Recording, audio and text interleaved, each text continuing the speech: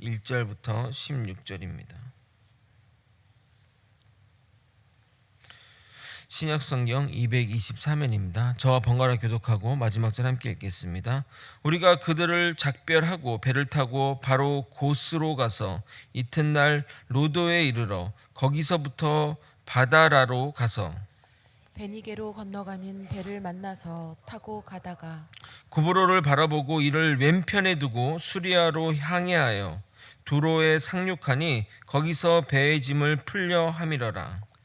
제자들을 찾아 거기서 이레를 머물더니 그 제자들이 성령의 감동으로 바울더러 예루살렘에 들어가지 말라 하더라.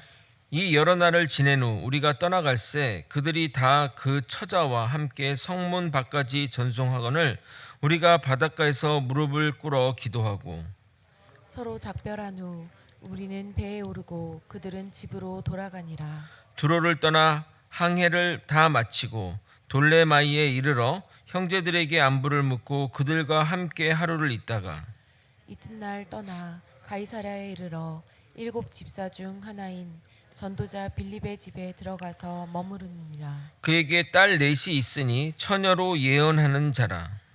여러 날 머물러 있더니 아가보라 하는 한 선지자가 유대로부터 내려와 우리에게 와서 바울의 띠를 가져다가 자기 수족을 잡아매고 말하기를 성령이 말씀하시되 예루살렘에서 유대인들이 이같이 이 띠 임자를 결박하여 이방인의 손에 넘겨주리라 하거늘 우리가 그 말을 듣고 그곳 사람들과 더불어 바울에게 예루살렘으로 올라가지 말라 권하니 바울이 대답하되 여러분이 어찌하여 울어 내 마음을 상하게 하느냐 나는 주 예수의 이름을 위하여 결박당할 뿐 아니라 예루살렘에서 죽을 것도 각오하였노라 하니 그가 권함을 받지 아니하므로 우리가 주의 뜻대로 이루어지이다 하고 그쳤더라. 이 여러 날 후에 여장을 꾸려 예루살렘으로 올라갔세 가이사라에 몇 제자가 함께 가며 한 오랜 제자 구브로 사람 나손을 데리고 가니 이는 우리가 그의 집에 머물려 함이라. 아멘.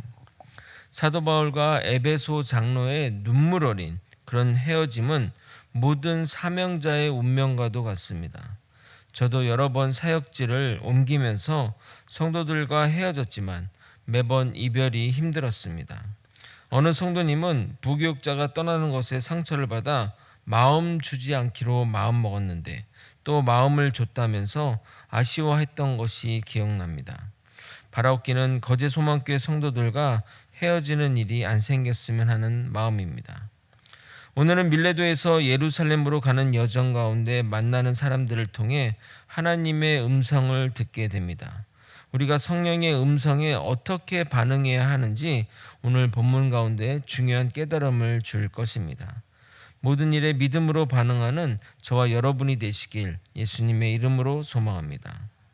사도 바울은 AD 53년에 3차 전도 여행을 시작했고 AD 57년에 예루살렘에 도착하므로 횟수로는 5년, 기간으로는 4년이 넘는 기간의 전도 여행을 마치게 됩니다. 오늘 읽은 본문은 크게 1절부터 6절까지 두로에서의 여정과 7절부터 16절까지 가이사라의 여정으로 나뉩니다. 성경은 이동 경로를 세세히 기록하였지만 그리 중요하지 않기에 넘어가도록 하겠습니다. 꼼꼼히 기록하는 것은 의사 누가의 어떤 특징적인 모습이라 할 수 있습니다. 바울의 선교팀은 바다라에서 큰 배를 타고 두로로 향했고 거기서 정박하여 7일을 머물게 됩니다. 두로는 한때 세계 최대의 해운 도시였으며 동시에 유리와 자생 염료의 생산지였습니다. 지금 유리가 쉽게 만들지만 그때는 유리 만드는 게 굉장히 어려웠기 때문에 유리와 자생 염료는 가장 값비싼 것 중에 하나였습니다. 두로의 사람들도 그로 인해 부유한 삶을 살았습니다. BC 65년에 로마에 예속되어 더욱더 상업적으로 발전하게 되었습니다. 항구 도시가 그렇듯 어느 도시보다 타락하고 부패였으며 다양한 우상을 섬기는 도시입니다. 역사상 이곳 출신들이 이스라엘에 좋지 않은 영향력을 많이 미쳤습니다. 두로와 또 옆에 있는 게 시돈이거든요. 시돈의 그 출신이 유명한 이세벨 여왕 기억하시죠? 아합의 아내인 이세벨이 바로 이곳 출신입니다. 바울이 온다는 소식에 교회 신자들이 그곳까지 마중 나왔고 그들은 바울에게 이렇게 말합니다. 4절입니다. 제자들을 찾아 거기서 이래를 머물더니 그 제자들이 성령의 감동으로 바울더러 예루살렘에 들어가지 말라 하더라. 이 제자들의 간곡한 부탁에 바울이 어떻게 반응했다 기록하지 않았지만 정황상 그 이야기를 듣고만 있었던 것 같습니다. 그렇게 그들과 시간을 보내고 돌레마이를 거쳐 가이사라에 가게 됩니다. 가이사라에 도착해서 7집사의 하나인 빌립의 집에 거주하게 됩니다. 빌립은 스데반 다음 가는 전도자로서 사마리아 지역과 또 그 주변 지역, 지금 이런 그 베니게 지역을 주로 복음을 전했고 현재는 가이사라에 정착해서 복음을 전하고 있습니다. 당시 전도자들이 곳곳에서 복음을 전하고 교회가 세워지고 양육할 성도가 있으면 한 곳에 정착해 감독으로서의 임무를 담당했습니다. 그런데 사도 바울은 스데반 순교의 결정적인 역할을 한 사람이기에 빌립과의 관계가 불편할 수 있지만 복음 안에서 서로를 용서했기에 이런 묘한 만남이 이루어지게 됩니다. 빌립에게는 딸이 4명이 있었는데 모두 예언하는 자였습니다. 9절에 이렇게 쓰였습니다. 그에게 딸 4이 있으니 처녀로 예언하는 자라. 빌립의 딸에 대한 역사적인 기록이 있는데 4명 중 막내는 일찍 죽고 나머지 3딸은 평생 처녀로 살면서 복음 사역에 크게 쓰임 받으며 사람들의 존경을 받았다고 합니다. 아마도 이러한 연유로 누가가 딸에 대해 이렇게 특별히 언급한 것으로 여겨집니다.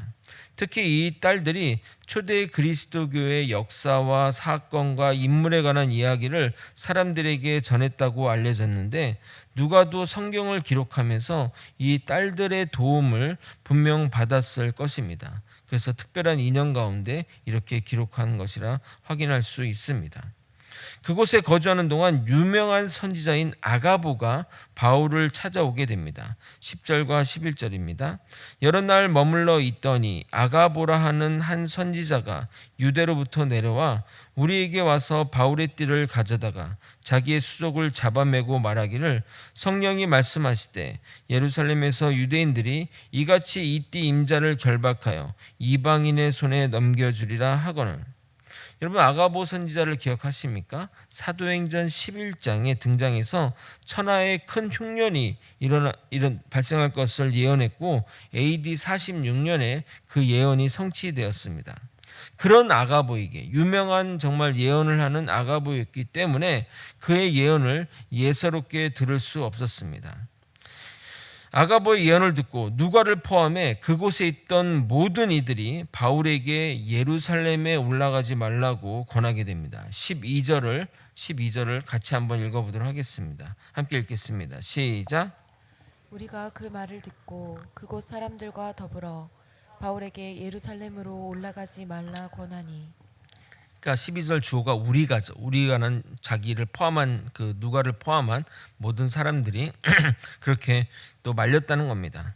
이에 사도 바울은 굴하지 않고 죽음도 각오하겠다며 올라가겠다고 합니다. 바울이 대답하되 여러분이 어찌하여 울어 내 마음을 상하게 하느냐. 나는 주 예수의 이름을 위하여 결박당할 뿐 아니라 예루살렘에서 죽을 것도 각오하였노라 하니. 사도 바울의 이 불굴의 의지는 존중하나 그에게 조언하는 이들은 다 성령님의 인도함을 받은 자들입니다.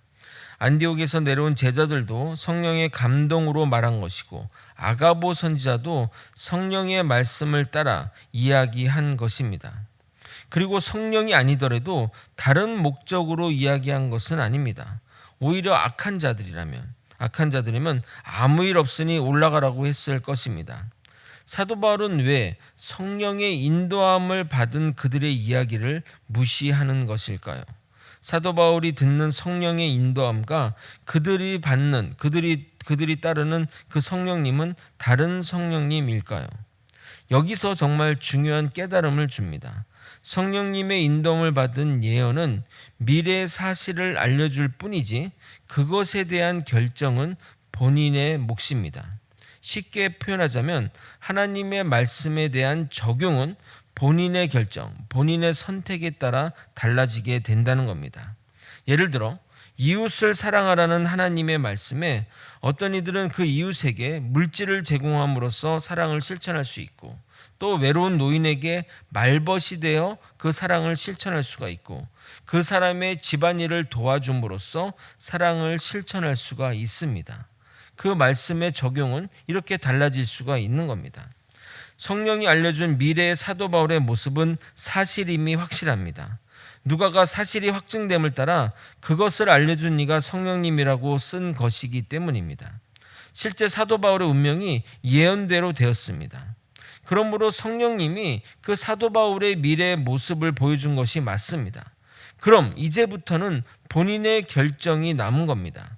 가지 말라고 보여준 것인지, 그럼에도 가라고 보여준 것인지는 본인이 판단할 문제인 것입니다. 자신의 사명과 기도 가운데 주시는 남이 아닌 자신에게 주시는 음성에 따라 행동하면 되는 겁니다. 만약 남의 이야기만 따르긴다 한다면 그것은 무당의 점을 따라 행동하는 것과 무슨 차이가 있겠냐 이 말입니다. 예수님도 앞으로 어떤 운명이 기다리고 있는지 정확하게 알고 계셨습니다. 어떤 취급을 받고 어떤 상황에 빠지게 될 줄 알면서도 그 길을 가셨습니다.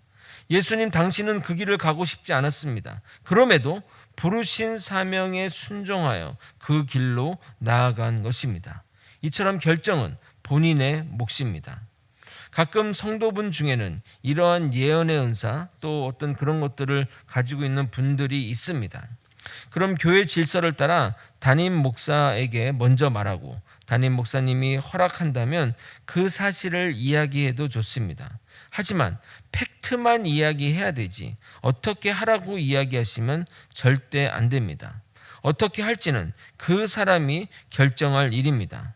사도 바울이 그렇게 사람들이 제자들이 또 누가 같이 했던 누가나 모든 사람이 권함을 했지만 권한을 받지 않자 사람들이 그 이후에 했던 행동을 한번 읽어보도록 하겠습니다. 14절입니다. 함께 읽겠습니다. 시작.